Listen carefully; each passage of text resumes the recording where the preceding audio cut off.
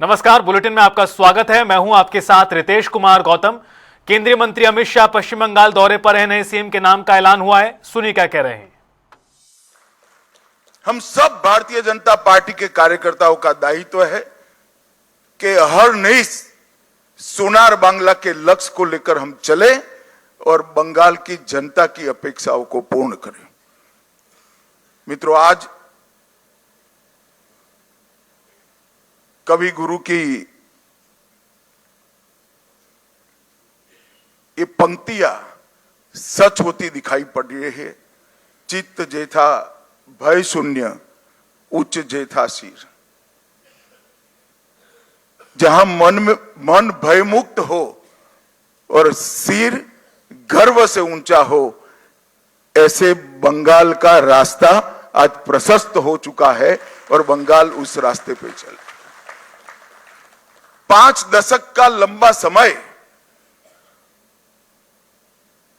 लोकतंत्र की दृष्टि से, कानून और व्यवस्था की दृष्टि से, बंगाल के अर्थतंत्र के ह्रास की दृष्टि से और बंगाल के विकास में शून्य गति, नेगेटिव गति देने की दृष्टि से बंगाल के लिए एक दुस्वप्न जैसा हुआ है।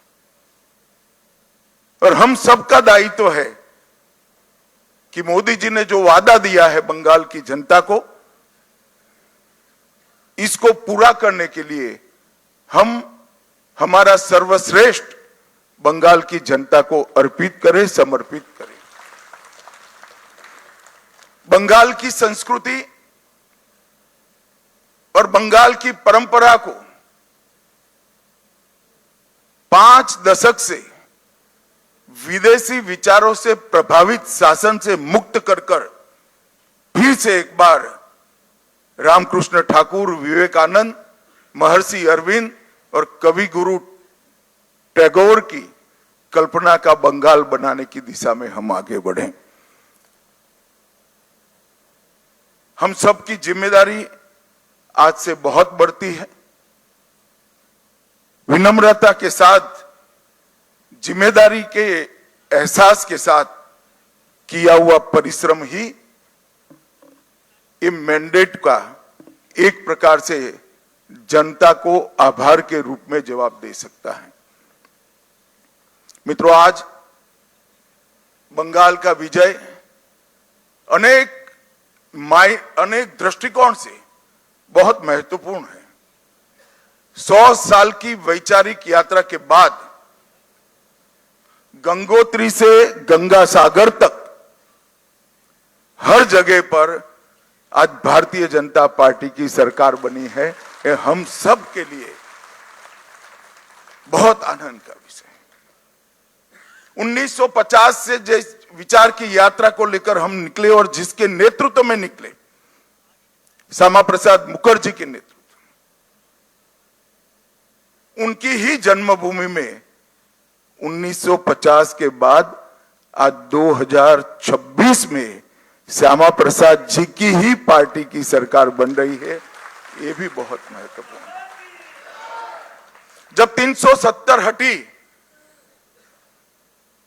तब देश भर के कार्यकर्ताओं के मन में खुशी की लहर दौड़ी थी।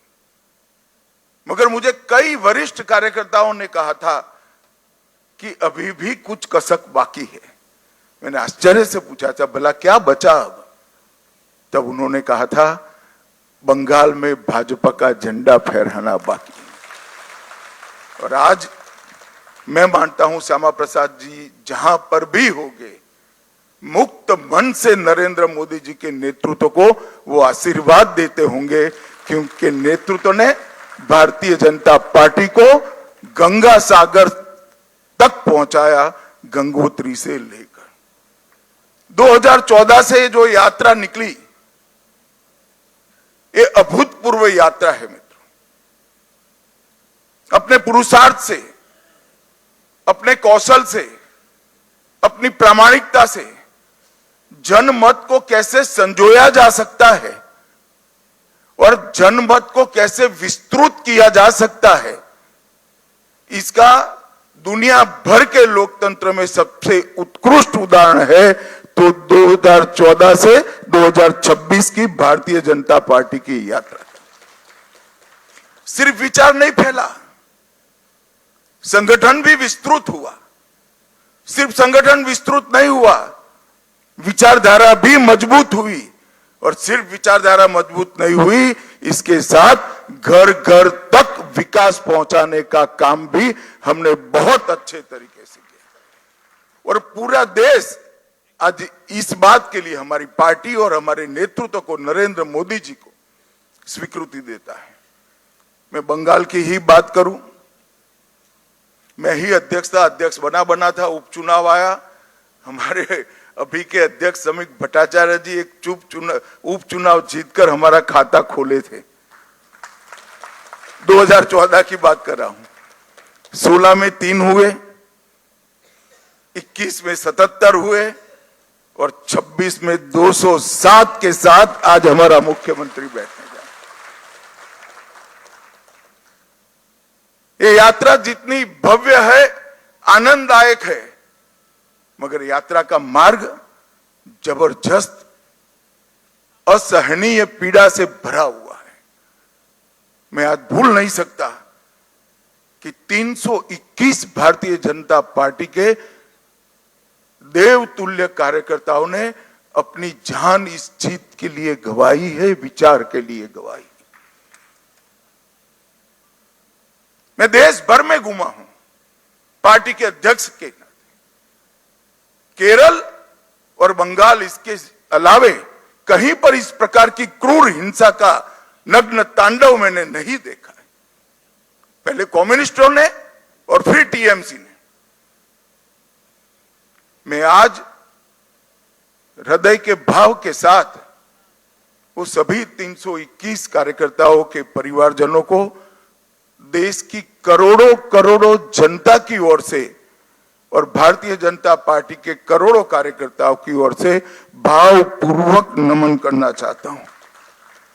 आपके परिवार के स्वजन ने बलिदान देकर हमारे विचार को तो मजबूत किया ही है, हमारी पार्टी को तो आगे बढ़ाया ही है, मगर मैं विश्वास दिलाना चाहता हूं आपके परिवार के स्वजन का वो बलिदान पश्चिम बंगाल की सीमा को भी सुरक्षित कर पूरे भारत को सुरक्षित। ये विजय का एक और मायना है।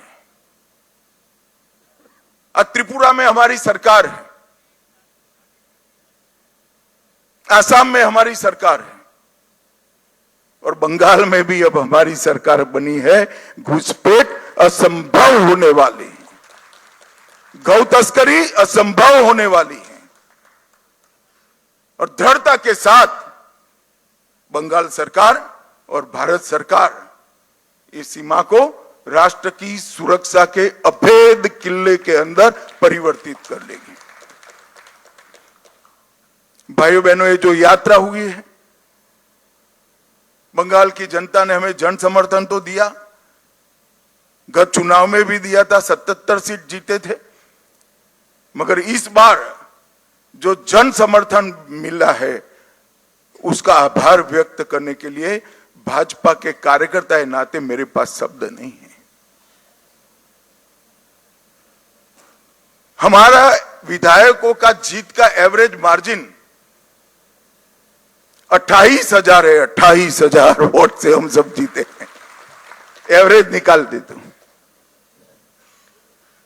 और 3 से 77, 77 से 203 की 207 की जो यात्रा हुई है